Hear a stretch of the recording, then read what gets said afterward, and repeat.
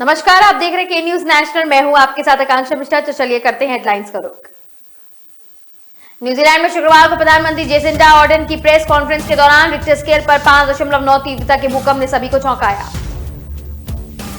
गृह मंत्री अमित शाह 5 अगस्त 2019 को आर्टिकल 370 के रद्द होने के करीब 25 महीने बाद पहली बार शनिवार को जम्मू कश्मीर पहुंचेंगे।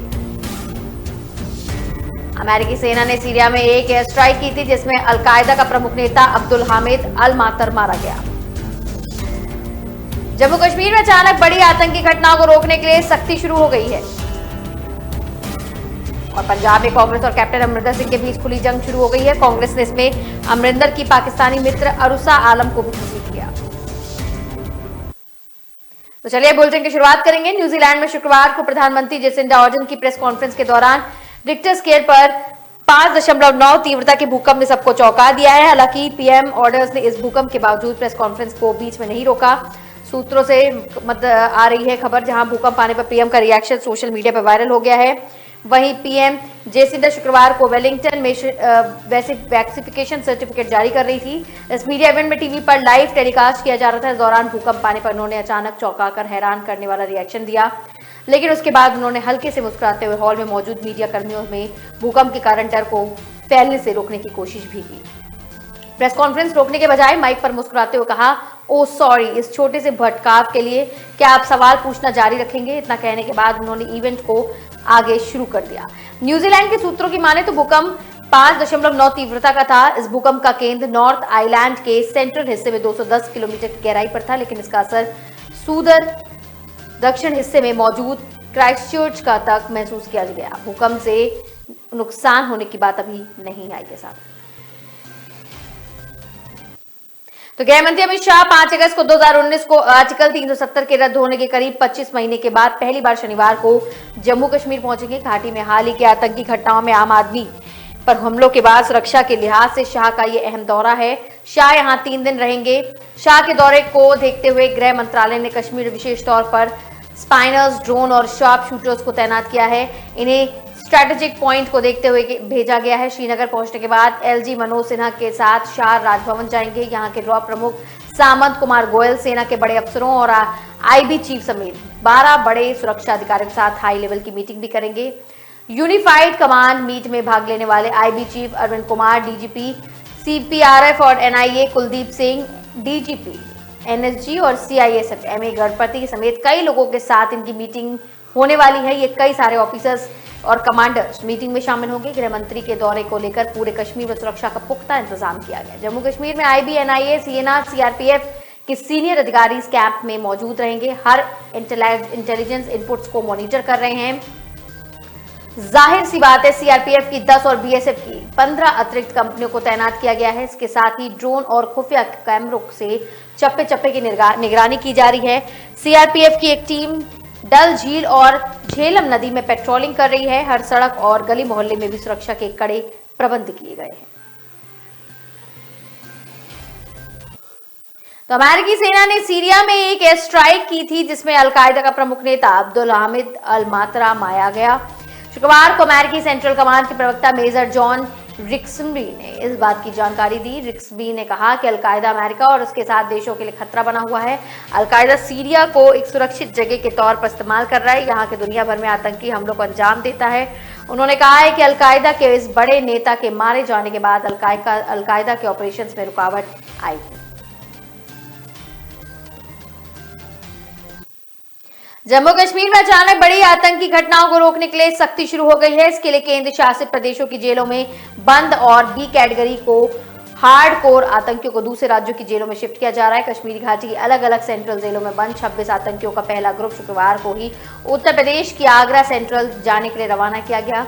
सूत्रों की माने तो केंद्र शासित प्रदेशों के प्रशासन ने इन आतंकियों को शिफ्ट करने का आदेश Jammu Kashmir public safety act 1978 की धारा 10B के तहत किया है। उच्च पदस्थ सूत्रों की माने तो 100 आतंकियों की लिस्ट तैयार की गई है, जो सुरक्षा बलों की तरफ से तैयार की गई ए और बी कैटेगरी के आतंकियों की लिस्ट में शामिल हैं। ये आतंकी जेल में रहकर भी बाहर अपनी स्लीपर सेल से लिंक जोड़ सकते हैं। और सूत्रों ने यह भी कहा है कि हालिया आतंकी घटनाओं को जेल में बंद ऐसे ही आतंकियों ने अप्रोक्ष तरीके से स्लीपर सेल के जरिए अंजाम दिया है। यह घटना को अंजाम देने वाले आतंकियों की मदद अपने स्लीपर सेल से कराएगी और 30 आतंकी ए कैटेगरी में जबकि 70 आतंकी बी कैटेगरी में रखे गए हैं। सुरक्षा बलों ने इनके जेलों से फरार होने का खतरा भी जताया है। पंजाब में कांग्रेस और कैप्टन अमरिंदर सिंह के बीच खुली जंग शुरू हो गई है। कांग्रेस ने इसमें अमरिंदर की पाकिस्तानी मित्र अरुसा आलम को भी घसीट लिया है। डिप्टी सीएम और गृह मंत्री सुखजिंदर रंधावा ने कहा कि अरुसा आलम के आईएसआई कनेक्शन की जांच की जाएगी। इसके अलावा वे डीजीपी इकबाल प्रीत सहोता को निर्देश दे रहे हैं। रंधावा ने कहा कि अरुसा के बारे में कई बातें सामने आई हैं, इनकी जांच जरूरी है। रंधावा ने अमरिंदर पर सवाल उठाए हैं कि 4.5 साल तक सब कुछ ठीक रहा, जैसे ही सीएम की कुर्सी छिनी तो पंजाब को पाकिस्तान से खतरा हो गया। आईएसआई ने यह भी खतरा तब क्यों नहीं था जब पाकिस्तान पत्रकार अरुसा आलम इनके चंडीगढ़ स्थित सरकारी रेजिडेंस में रही। अमरिंदर की नई पार्टी के ऐलान से पहले इसे कांग्रेस के दबाव बनाने वाली रणनीति से जोड़कर देखा जा रहा है। अरुसा आलम के आईएसआई कनेक्शन की जांच पर कैप्टन अमरिंदर सिंह की प्रतिक्रिया आई है। अमरिंदर ने डिप्टी सीएम रंधावा को कहा कि अब वह पर्सनल अटैक पर आ गए हैं। अमरिंदर ने पूछा कि पद संभालने के 1 महीने बाद लोगों को दिखाने के लिए क्या उनके पास यही कुछ है। कैप्टन ने पूछा कि आपके बरगाड़ी, बेअदबी और ड्रग केसों के बड़े वादों का क्या हुआ। पंजाब अभी तक आपके कार्रवाई के वादे का इंतजार कर रहा है। अमरिंदर ने सुखजिंदर रंधावा को कहा कि वह उनकी कैबिनेट में मंत्री थे, तभी कभी अरुसा आलम के खिलाफ शिकायत नहीं की। अरुसा आलम पिछले 16 वर्षों से भारत सरकार की क्लियरेंस से यहां रह रही हैं। अमरिंदर ने पूछा कि क्या वो एनडीए और कांग्रेस की अगुवाई वाली यूपीए सरकार पर आरोप लगा रहे हैं। दोनों सरकारें पाकिस्तान आईएसआई के साथ मिली हुई थी। फिलहाल रुकेंगे छोटे से ब्रेक के लिए, जल्द ही लौटेंगे। पापा हो या मम्मा हो, पापा हो या मम्मा हो, या मम्मा की अम्मा हो, या मम्मा की अम्मा हो, सबको हम सिखाएंगे, सबको हम सिखाएंगे, बिजली हम बचाएंगे, बिजली हम बचाएंगे। बत्ती पंखा गीजर हो, बत्ती पंखा गीजर हो, एसी हो या हीटर हो, एसी हो या हीटर हो, कभी न चालू छोड़ेंगे, कभी न चालू छोड़ेंगे। नेबर हो या टीचर हो, नेबर हो या टीचर हो, अकल से और मेहनत से, अकल से और मेहनत से, और पूरी हिम्मत से, और पूरी हिम्मत से, सबको हम सिखाएंगे, सबको हम सिखाएंगे, बिजली हम बचाएंगे, बिजली हम बचाएंगे, बिजली हम बचाएंगे। बिजली हम जवानों, बचाएंगे। जहाँ बिजली वेस्ट हो रही है वहीं अपनी बैटलफील्ड है, तो बिजली बचाओ, देश बनाओ।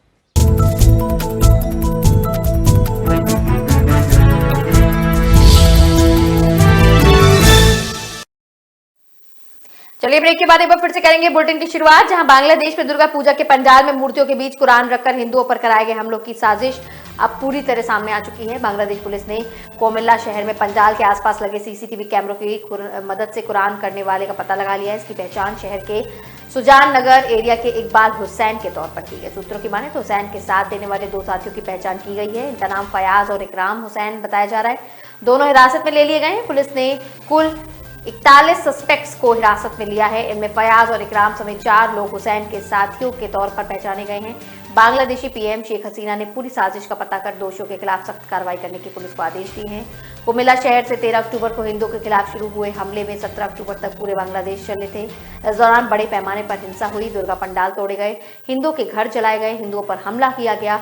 ये हिंदू अब हिंसा पूरी तरह से बंद नहीं हुई है। सूत्रों की माने तो शेख हसीना सरकार जानबूझकर डिस्क्रिशन करने और इसके बाद शुरू हुई तोड़फोड़ व सांप्रदायिक हिंसा की पूरी साजिश की परत खोलना चाहती है।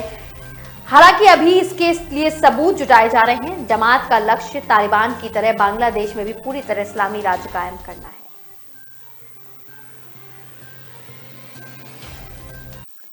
इधर समाजवादी पार्टी के राष्ट्रीय अध्यक्ष अखिलेश यादव और कांग्रेस महासचिव प्रियंका गांधी के बीच शुक्रवार को बातचीत हुई है। दोनों एक फ्लाइट से दिल्ली से लखनऊ आ रहे थे। फ्लाइट में आमना सामना हुआ तो एक दूसरे को देखकर मुस्कुराए। फ्लाइट में मौजूद लोगों ने बताया कि अखिलेश और प्रियंका ने बातचीत भी की। बताया जा रहा है कि अखिलेश शुक्रवार को ही दिल्ली में पहुंचे थे।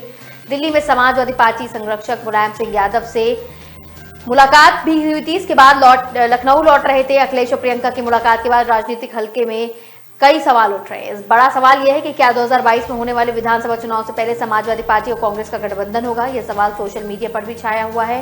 हाल ही में लखीमपुर हिंसा के बाद जब पत्रकारों ने अखिलेश यादव से सवाल किया कि प्रियंका गांधी का दावा है कि यूपी में सपा बसपा जमीन पर संघर्ष कर रही है, इस पर अखिलेश भड़क उठे। उन्होंने कहा कि प्रियंका कमरे में बंद थी, इसलिए उन्हें नहीं पता।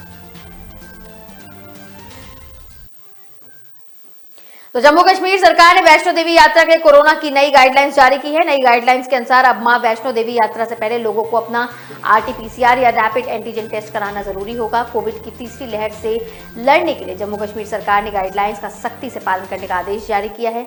सरकार ने मां वैष्णो देवी यात्रा में श्रद्धालुओं की संख्या भी सीमित करने के लिए कहा है। जम्मू कश्मीर सरकार ने आदेश जारी करते हुए कहा, यूनियन टेरिटरी में कोविड के हालातों को देखते हुए सख्ती से जारी रखना अनिवार्य है। इसके चलते मां वैष्णो देवी यात्रा पर आने वाले श्रद्धालुओं की संख्या को भी सीमित करने का फैसला लिया गया है। इससे श्रद्धालुओं को अपना RT-PCR और रैपिड एंटीजन टेस्ट तो करवाना जरूरी होगा। इस टेस्ट की अवधि भी 72 घंटे से अधिक नहीं होनी चाहिए। यह आदेश सख्ती से लागू किए जाएंगे और इसके अलावा यही यात्रा मां वैष्णो देवी के दर्शन करा सकेगी जिसमें कोविड के प्रकार के किसी भी लक्षण नहीं होंगे।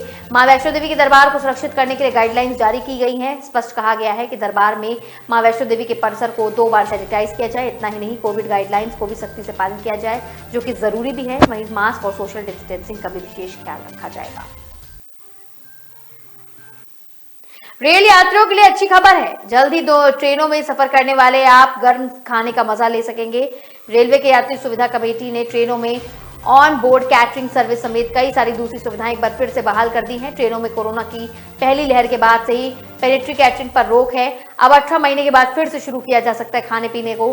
ट्रेनों में खाने के लिए यात्रियों को अलग से कोई बुकिंग नहीं करनी होगी। प्रीमियम ट्रेनों में टिकट के साथ ही खाने की सुविधा मिलेगी, जबकि दूसरी ट्रेनों में यात्रा पहले की तरह पेमेंट द्वारा पेंट्री में रखी जा सकेगी। बता दें कि सुविधा 25 से 26 अक्टूबर तक यात्री सुविधा का लुफ्त उठा पाएंगे।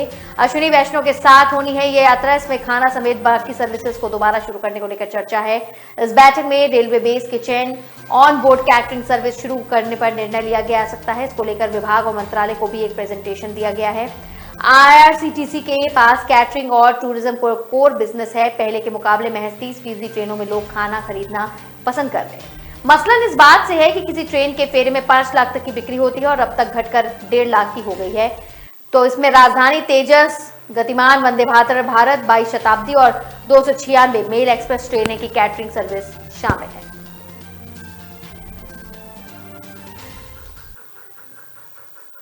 क्रूज ड्रग्स पार्टी केस में एक्ट्रेस अनन्या पांडे से शुक्रवार को 4 घंटे तक पूछताछ की गई। शाम को करीब 6:30 बजे अनन्या एनसीबी ऑफिस से बाहर निकली। मानाचारा के एनसीबी ने अनन्या से ड्रग्स को लेकर आर्यन खान के साथ हुई चैटिंग को लेकर सवाल किया। अनन्या को शुक्रवार को सुबह 11 बजे पूछताछ के लिए बुलाया गया था, लेकिन वे दोपहर 2:30 बजे जांच एजेंसी के ऑफिस पहुंची। शुक्रवार को लंबी पूछताछ के बाद अनन्या को सोमवार को फिर एनसीबी ऑफिस बुलाया गया। इधर शुक्रवार की शाम को एनसीबी ने सभी अधिकारी एक हाई लेवल मीटिंग में शामिल होने के लिए गए थे। माना जा रहा है कि देर रात या सुबह तक इस केस में कोई बड़ा डेवलपमेंट हो सकता है। आर्यन खान और अनन्या पांडे के बीच हुई चैट की कुछ डिटेल सार्वजनिक हुई है। इसमें आर्यन ने अनन्या से पूछा कि क्या गांजे का कुछ जुगाड़ हो सकता है। इस पर अनन्या ने जवाब दिया था, मैं अरेंज कर दूंगी। गुरुवार को एनसीबी ने अनन्या को यह चैट दिखाकर सवाल किया। इस पर अनन्या ने जवाब दिया, वे सिर्फ मजाक कर रही हैं, वे सिगरेट को लेकर बात कर रहे थे। यह भी तब पता चला कि एनसीबी ने जैसी पूछताछ शुरू की अनन्या रोने लगी। इसके बाद उन्हें पानी दिया गया और फिर से सवाल शुरू किए गए।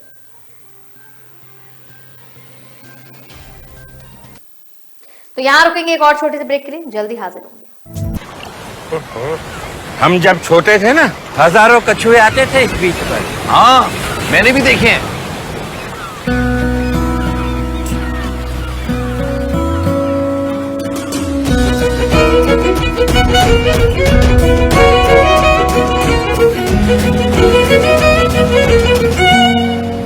क्या कर रही हो बेटा? कछुओं के लिए जगह बना रही हूँ ताकि वो दोबारा वापस आ सके। मुझे भी तो देखना है कछुए।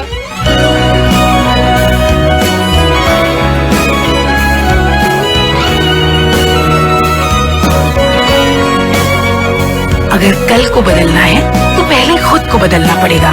सर्फ एक्सेल में हमने भी की है एक शुरुआत खुद को बदलने की। Surf Excel Matic liquid 100% eco friendly actives के साथ मुश्किल दाग निकाले और पर्यावरण का भी रखें ख्याल। तो खबर इंदौर से है, जहां बाईपास पर चलती लग्जरी कार में अचानक आग लग गई। देखते ही देखते आग की लपटें निकलने लगी। फायर ब्रिगेड के पहुंचने के पहले ही कार खाक हो गई। हालांकि हादसे में किसी की जनहानि नहीं हुई है। कार की कीमत करीब 1 करोड़ रुपए बताई जा रही है। पुलिस ने आगजनी की रिपोर्ट दर्ज की है। घटना शुक्रवार दोपहर इंदौर बाईपास बंगाली चौराहे के पास की है। यहाँ लैंड रोवर गाड़ी में अचानक से आग लग गई। आग इतनी भयानक थी कि धुआं हर जगह दिखाई देने लगा। गाड़ी में मौजूद मैकेनिक ने बताया कि कार में करीब 20 लीटर से ज्यादा का डीजल था। इस कारण से विस्फोटक की आशंका है। ड्राइवर ने अचानक गाड़ी से निकलकर अपनी जान बचाई है। सूचना पर पहुंची पुलिस ने आसपास से गुजर रहे लोगों को दूर किया है और फायर ब्रिगेड ने पहुंचकर आग पर काबू पाया। आधे घंटे पहले ही कार मालिक ने मैकेनिक को बुलाया था। गाड़ी मालिक रंजन सोलंकी के मुताबिक वह सुबह महू स्थित घर से लैंड रोवर से इंदौर के लिए निकले थे। रास्ते में गाड़ी बंद हो गई। उन्होंने मैकेनिक को फोन करके समस्या बताई। मैकेनिक ने गाड़ी चलाकर इंदौर लाने के लिए कहा। इस पर रंजन ने मना कर दिया। रंजन ने मैकेनिक को ही गाड़ी टो करके लाने के लिए कहा। कुछ देर में मैकेनिक आया। सभी मैकेनिक को देकर रंजन दूसरी गाड़ी से एमसीडी रोड स्थित ऑफिस निकल गए। 24 अक्टूबर को इंडिया पाकिस्तान के बीच होने वाले T20 वर्ल्ड कप मैच को लेकर इंदौर में अभी भी तैयारियां हो रही हैं, जोरों पर हैं। बता दें कि इंदौर के होटल पब कैफे को लेकर चाय दुकान पर मैच की लाइव स्ट्रीमिंग की जाएगी। खास बात यह है कि अधिकांश जगह मैच देखने के लिए लोगों ने प्री बुकिंग तक करवा ली है। उन्होंने स्पेशल टीवी प्रोजेक्टर के सामने से सीट बुक करवाई है ताकि मैच का पूरा लुत्फ उठा सके, इंडिया टीम को चीयर कर सके। वहीं कैफे के बाहर संचालकों ने भी ग्राहकों को लुभाने के लिए स्पेशल डिस्काउंट ऑफर के साथ स्टेडियम को फील करने के लिए तैयारी करी है। 7 टीवी 2 प्रोजेक्टर लगे होंगे। वहीं आपको बता दें कि यहां पर 7 टीवी और 2 प्रोजेक्टर पर मैच की लाइव स्ट्रीमिंग की जाएगी। हालांकि यह प्रयास पहली बार यहां पे किया जा रहा है। इंडिया पाक मैच को लेकर यूथ में काफी उत्साह है। कई लोग फोन करके इंक्वायरी भी कर रहे हैं कि मैच देखेंगे या नहीं। मैच वाले ब्लू थीम यहां पे रखी गई है। सभी वेटर्स ब्लू टी शर्ट और इंडिया टीम को चीयर करेंगे। मैच के दिन प्री बुकिंग के चलते 25 से 30% टेबल बुक हो चुकी हैं। टेबल बुक करने वालों की डिमांड है कि उन्हें टीवी के सामने ही टेबल दी जाए। यहां स्पेशल डिस्काउंट भी ग्राहकों के लिए दिए जाएंगे। साथ ही शासन की गाइडलाइंस का भी पालन किया जाएगा। तो T20 वर्ल्ड कप का सबसे रोमांचक मुकाबला 24 अक्टूबर को होने वाला है, भारत पाकिस्तान का मैच। जी हां, टीमों के बीच क्रिकेट मैच पर जंग इन देशों के करोड़ों क्रिकेट प्रेमियों के लिए खास हो सकती है। जब विश्व भर में इस मैच के लिए लोग क्रेजी हैं, तो ग्वालियर कैसे अछूता रह सकता है। ग्वालियर के एक रेस्टोरेंट ने क्रिकेट मैच के दौरान यहां डिनर करने वाले कपल्स को 10% का डिस्काउंट दिया है। मैच टाइमिंग का ये ऑफर रहेगा। इसी तरह एक बार मैंने चुनिंदा ब्रांड्स को 2 पैक लेने पर फ्री देने की घोषणा की है। यही नहीं, चाय के स्टॉल पर भी ऑफर है। यहाँ 7 रुपए की फुल चाय मैच टाइमिंग में 5 रुपए की बेची जाएगी। रॉक्सी पुल के पास महाराजा बार में 24 अक्टूबर को सुरा प्रेमियों के लिए Bharat Pak T20 world cup के लिए शानदार ऑफर्स हैं। यहाँ मैच शुरू होने से पहले खत्म होने तक 8 बजे तक ब्लैक ब्रांड के 2 पैक लेने पर 1 पैक मुफ्त दिया जाएगा। बार संचालक विष्णु शिवहरे ने बताया कि बार के पूरे हर हॉल में LED टीवी लगाए गए हैं। यहाँ पहली बार ये तैयारी की गई है क्योंकि त्योहार का भी मौका है। साथ ही बताया कि यहाँ अभी तक बैठकर पीने वालों में इसी मैच को लेकर चर्चा रहती है कि कौन जीतेगा। कुछ ये भी कहते हैं कि वर्तमान हालात को देखते हुए मैच नहीं खेलना चाहिए। भारत पाकिस्तान के मैच का रोमांच चौराहों पर टी पॉइंट पर भी दिखा है। फूलबाग और खुशवाहा टी पॉइंट के संचालन अर्पित खुशवाहा ने भी मैच के दौरान ऑफर रखा है। उनके स्टॉल पर रोज सैकड़ों कस्टमर आते हैं। इस बार वह मैच के दौरान 7 रुपए की चाय 5 रुपए में देंगे। वह अभी पहली बार ऐसा कर रहे हैं। अर्पित बताते हैं कि यहाँ रोज लोग चर्चा करते हैं वर्ल्ड कप में कभी नहीं हारने के रिकॉर्ड को भारत इस बार भी कायम रखेगा कि नहीं।